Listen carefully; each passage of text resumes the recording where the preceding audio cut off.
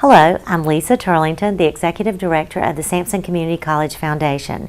Today we continue the Sampson Showcase series with our Vice President of Academic Affairs and Administration, Dr. Bill Starling, talking with Foundation Director Paul Viser about the impact that the college has in this community.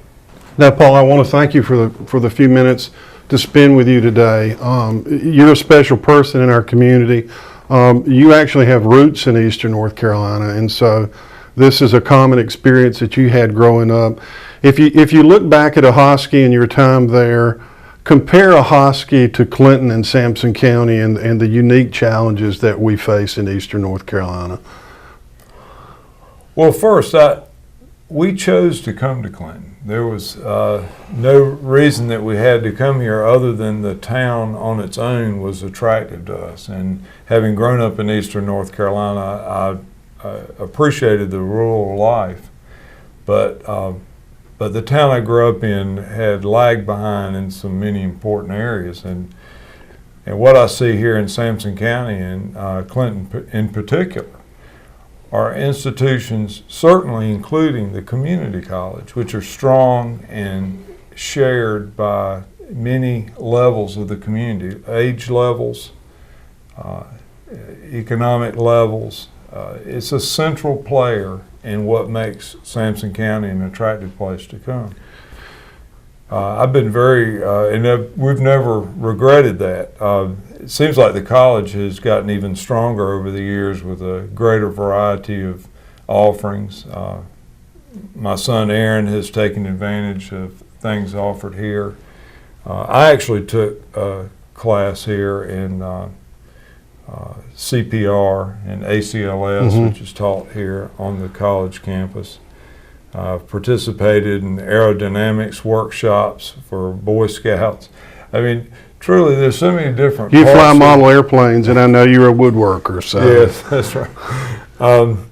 There's so many different areas of life that are touched on. In photography for adults, that's been very a significant addition to life in the county. I've not personally taken it up myself, but it's in the paper about 2 or 3 times a month. There'll be the students' photographs, and that may seem like a little thing, but it's just another thing that adds to the quality of life in Sampson County. Professionally, when you get up in the morning and you go to work in your practice, how many different people that you interact with were trained here? I mean, can you just kind of give us some examples of the type of people that you interact with that help support us in our medical community here? Well, certainly the nurses. I would guess 80% of the nurses in the hospital were trained here. Many others as well, though. I work with people at Schindler. I know people at Prestige, and they got part of their training here. Even truck drivers had gotten part of their training here. There's a simulator on campus, and actually that moves around, I think, outside our county borders some. It does. It does. And that's a huge part of our economy. You know, we who live in small towns need to push all the buttons to get people working.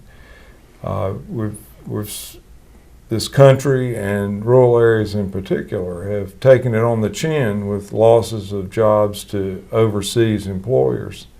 And we need to develop what we can, and certainly our livestock industry. I mentioned truck driving. Healthcare is big with our hospital here and all of the doctor's offices here.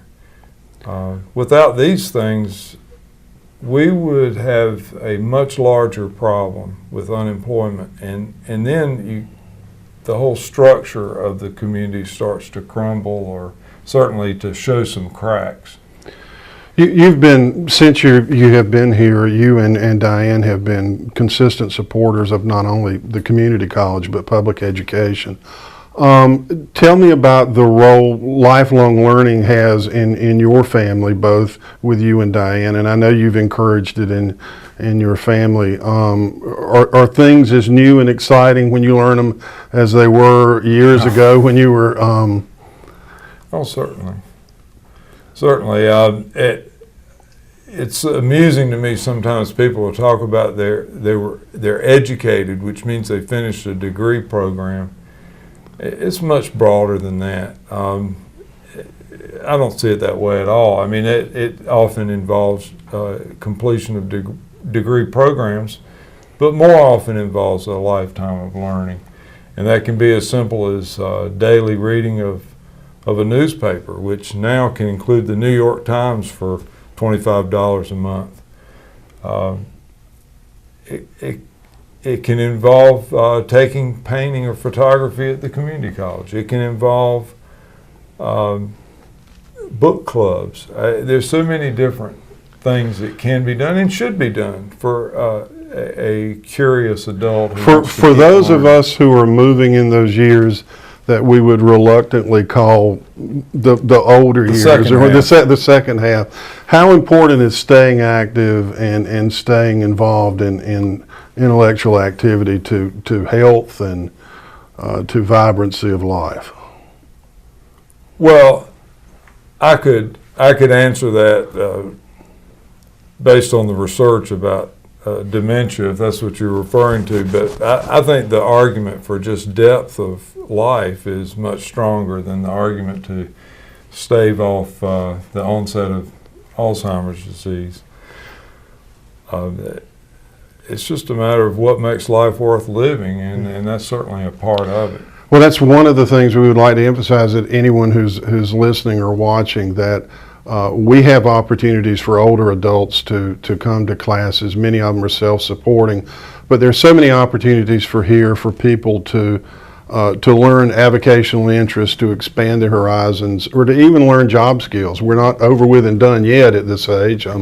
There's still some workability in us. How would you suggest that people become more involved in the community college and insert themselves in the things that we do and that are available in the community? Well, there might be a few cases where people with vocational skills contribute as part-time faculty in teaching courses. But oh, sorry, I lost my train of thought. No, I was just. You can put that in. You can pick it right up when you're ready. Where are you leading with it, Bill? Kind of. Well, I just think, encourage people to take classes, encourage people to be active, and I don't, maybe it's not fair to put the burden on him. He might can ask me the question in reverse and just say. You can give some specifics. Yeah.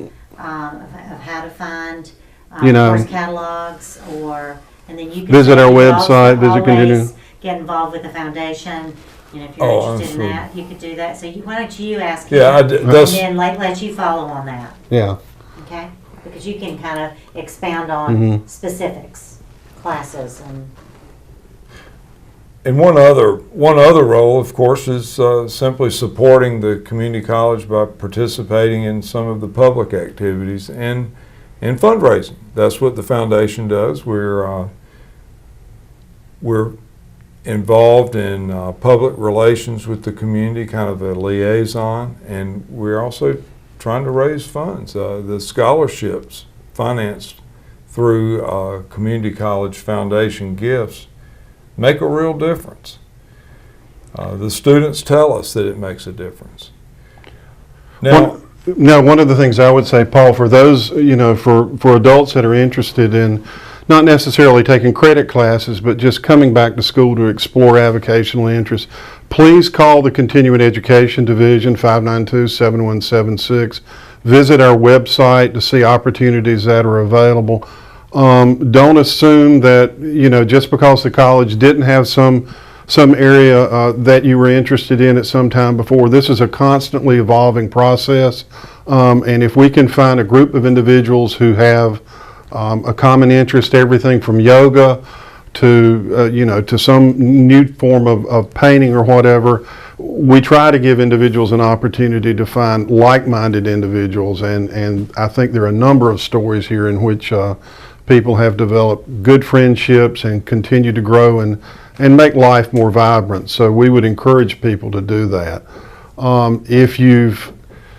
if, for instance, you still desire to learn IT skills or whatever because maybe you just want to keep in touch with your grandchildren, or you're aware that the world is becoming even more, expecting more of us in terms of your connectivity skills, just give us a call. Enroll in some of these courses. We have people who certainly understand and can walk you through that journey. And I know in my father's life, the purchase of an iPad a number of months ago, Paul, has just opened up a world to him that he didn't have before. I was just going to bring that up about the elderly in general.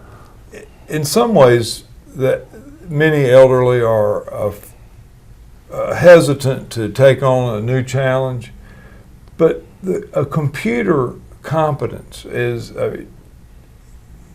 would open so many doors and address the very things that they might be physically not as vigorous. They might have trouble getting out driving and shopping.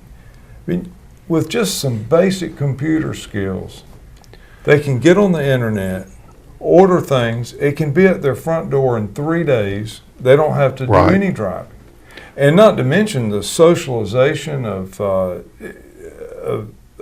things available. Facebook is the most obvious example, but other ways, just basic email to communicate.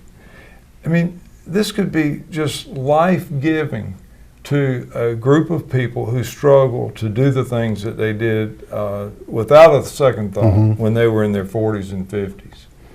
Well, we have seen that, and for those who might be listening to this, if you have any hesitancy, please just give us a call, because we can set up classes for you that I think that you would find to be affirming to you. And I think we certainly understand. We all have family members who we have held by the hand and moved through this, and we would like to extend that opportunity to those in the community, as Dr. Viser has said.